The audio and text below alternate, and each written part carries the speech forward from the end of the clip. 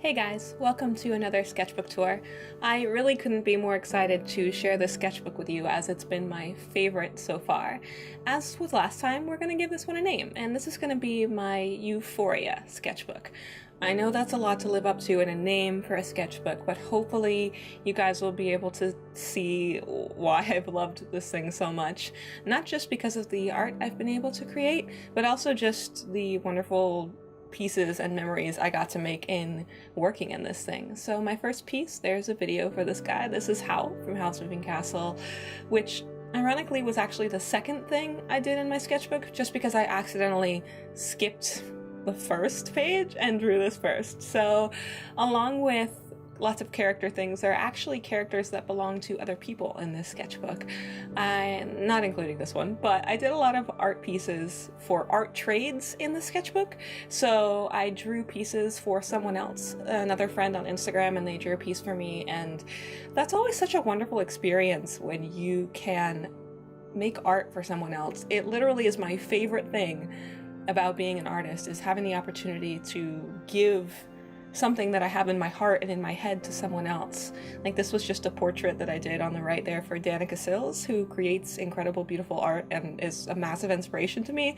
So I just, made something that I hope is slightly representative of her. These are some, if you're watching, friend, you will recognize these. They're thumbnails for a comic idea thing that never got off the ground, and now my friend's busy with college. Anyway, this was an art trade piece that was a timid attempt at gouache, ultimately not mega successful for gouache. I mean, I like the piece, but gouache and I have a bit of a love-hate relationship, as you can see in this piece, where it was beautiful. I enjoyed working on this one so much. I don't ink a lot, but this one was fun. And then, gouache came in and ruined it. It's my own fault. This was some user error with gouache. That can stay under there, where I was just trying to use it in an incorrect way. But don't worry, there's a happy ending with gouache at the end of this sketchbook. And this was one where I actually made multiple attempts at this piece for this person. That was attempt number 1, didn't like it. Attempt number 2, I liked it until I added the eyelashes, and then the face got like way too, the eyes just look like they're going in different directions, and I wasn't happy with that one. I liked the skin, but this was the one, I mean, look at the giant foot. I love that giant foot. I'm so happy with that giant. I thought about changing it, but I just love it so much, so I left it, and it was fun to get to practice full body poses.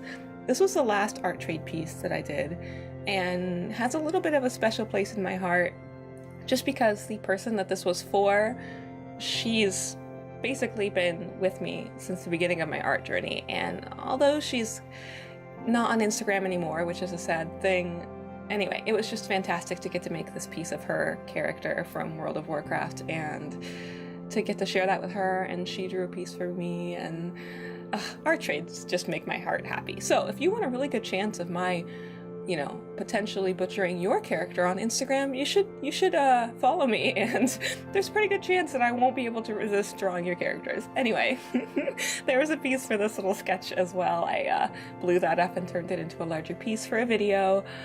That was really, really fun. Good, great watercolor practice. Lots of other sketchy things like plant people, and then on the next page I attempted bird people. I really want to play more with the idea of combining humans with some other organism, whether it be a plant or an animal. That's like a favorite thing of mine to do, so I'd really like to do more of that. This guy was a video as well, and also an eye-opening gouache experience. This was my review piece for this sketchbook. Again, another video that you can see a link to, and I did watercolor splatters for the first time. Like, how have I never done that before as somebody who enjoys watercolor? I don't know. So I did that, and it took like 5 seconds. It was really fun. I haven't done it again since, but I really want to. Oh my goodness, the little info card is just never gonna stop, because these were for a video too, my art block video, and that was really fun. I just went right in with the brush pen and didn't use any sketch or anything like that. This was when I was like, maybe gouache doesn't stink for me. So I actually just was using gouache straight out of the tube instead of trying to treat it like watercolors and use it dry. I know that works really well for some people, but I love this velvety matte opaque finish of gouache, and I really struggled with getting that dry in a palette. I know it works for some people, but this was the gouache portrait that I was happiest with in the sketchbook, and again, someone else's character. I'm telling you guys, it happens all the time. Like, I have my own characters, like the guy on the left there, and I just don't draw them enough because oh my goodness, I love your guys' characters so much, and they're just beautiful, and especially, I don't know what it is, I love drawing male characters. That's mine. That character there on the left is actually mine, so I do actually draw my own characters sometimes. Oh, I'm sorry. Here we go. Some gouache watercolor experiments, believe it or not. I'm hoping to share this technique with you guys in a video soon because I think it could really help people who want to try gouache, but maybe don't want to buy a ton of gouache. I don't know. We'll talk about it soon. The last thing I did in the sketchbook were these little water studies. There's a fellow Skillshare teacher who did a class on painting water with watercolors, and I just did some little swatches to experiment with different hues and values and tiny little water studies because I've never painted water before, but this was really fun and I wanted to include them in the sketchbook.